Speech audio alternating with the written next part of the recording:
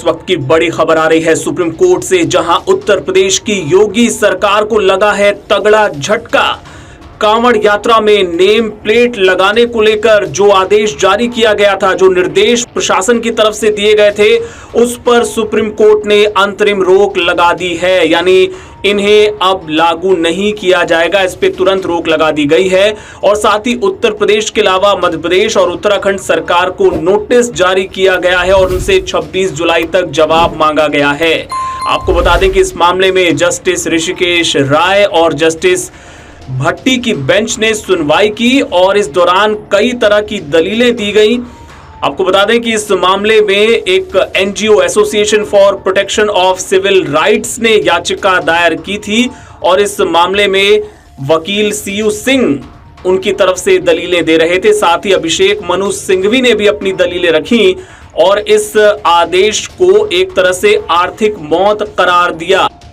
आपको बता दें इस पूरे मामले पर सुनवाई करते हुए जो जज थे, उन्होंने ये भी कहा कि उनका व्यक्तिगत अनुभव ये रहा है कि वो केरल में एक वेजिटेरियन होटल में गए थे और वहां वो एक मुस्लिम द्वारा संचालित था और वहां पे साफ सफाई बहुत अच्छी थी, सेफ्टी के जो स्टैंडर्ड्स थे वो बहुत अच्छे थे, इस वजह से वो उस होटल में गए थे। ये टिप्पणी जस्टिस भट्टी की ओर से की गई और साथ ही अदालत को वकीलों की तरफ से यह भी बताया गया कि कई कर्मचारियों को नौकरी से निकाला गया है, ऐसी मीडिया रिपोर्ट्स आ रही हैं।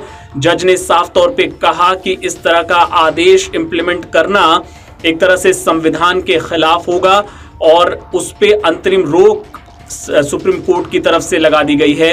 आपको बता दें कि जो दलीलें रखी गई थी उसमें कोर्ट ने यह भी कहा कि अगर सरकार का मकसद ये है कि जो कांवड़िए हैं उनको शुद्ध शाकाहारी खाना उपलब्ध कराया जाए तो उसका कोई दूसरा तरीका भी हो सकता है, लेकिन इस तरीके से किसी को ये आदेश देना कि आपको अपना नाम, कर्मचारियों का नाम, सब कुछ नेम प्लेट पे लिखना होगा, ये आदेश ठीक नहीं है और ये कहते हुए इस पर अंतरिम रोक लगा दी गई है। साथ ही आपको एक बार फिर बता दें कि 26 जुलाई तक यूपी सरकार, उत्तराखंड सरकार, मध्य प्रदेश सरकार से जवाब मांगा गया है। उनका जवाब आने के बाद इस पूरे मामले की अगली सुनवाई अब 26 जुलाई को होगी। लेकिन योगी सरकार के लिए इसे बड़ा झटका माना जा सकता है, क्योंकि जिस तरीके से इसे अनन फानन में लागू किया गया था उसकी विपक्षी दलों ने भी बहुत ही कड़ी आलोचना की थी। सुप्रीम कोर्ट स्वयं इस बात को संज्ञान में ले और ऐसे कार्रवाई को रोके। जैसे दिया बुझने से पहले फड़फड़ाता है, सांप्रदायिक राजनीति खत्म होती है, तो इसी तरीके से फड़फड़ाएंगे ये लोग। नाकामी बारिश से भी नहीं बचा पा रही सरकार।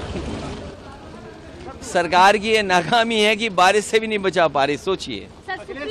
और मैं जिस समय मुझे जानकारी मिली थी कि इस तरह का सरकार का आचरण है, उसी समय मैंने कहा था कि सुप्रीम कोर्ट स्वयं इस बात को संज्ञान में ले और ऐसे कार्रवाई को रोके। जैसे दिया बुझने से पहले फड़फड़ाता है, जो सांप्रदायिक राजनीति खत्म हुई है, ये सांप्रदायिक राजनीति का दिया फड़फड़ा रहा है, इसलिए फैसला ले रहे हैं। इसीलिए फैसला चाहे इस बात का लिया जा रहा हो कि दुकानों में या और संस्थाओं में नाम लिखा जाए।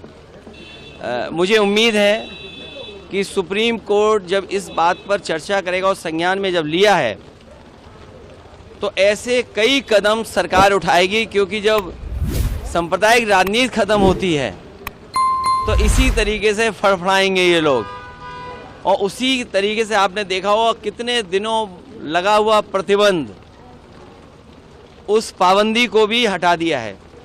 तो सांप्रदायिक राजनीति खत्म होने जा रही है, इसका दुख भारतीय जनता पार्टी को है।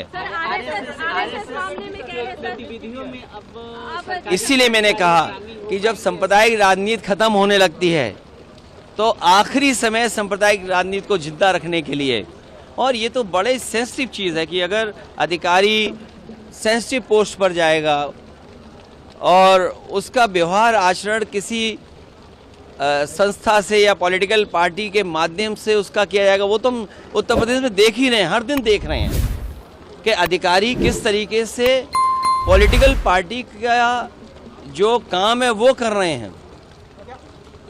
अखिलेश जी, आपने ये कहा कि मैंने आपसे कहा कि सांप्रदायिक राजनीति फड़फड़ा रही है आखिरी वक्त दिया का।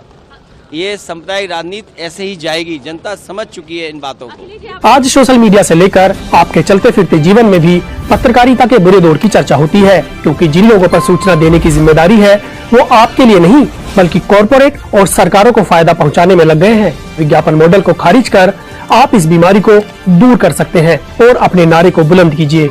मेरे खर्च पर आजाद है खबरें।